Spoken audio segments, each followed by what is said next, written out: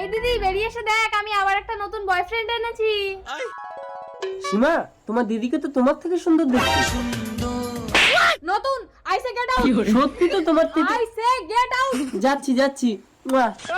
Seema, don't touch me. তুই আমাকে মারলি বোন। ছোটবেলায় বাবা মা মরে যাওয়ার পর আমি তোকে কোলে করে মানুষ করেছি। ও, ওই জন্য যত ছেলে লাইন করে আনি তুই তো রূপ দেখিয়ে তাদের পটিয়ে নিস। কি বলিস বোন? তুই আমার সীমা হলে আমি তোর রেখা। ঠিক আছে, তাহলে আজ থেকে তুই আমার জন্য সারা মুখে কালি মেখে কাবার কুৎসিত ছেলে থাকবি।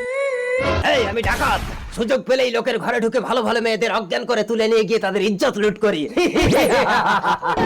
তুমি আমার বোনকে ছেড়ে দাও, তুমি আমাকে তুলে নিয়ে যাও। না, আমি কালো কুৎসিত মেয়েদের পছন্দ করি না। দিদি, আমার সব শেষ। তোর কিচ্ছু হয়নি সীমা।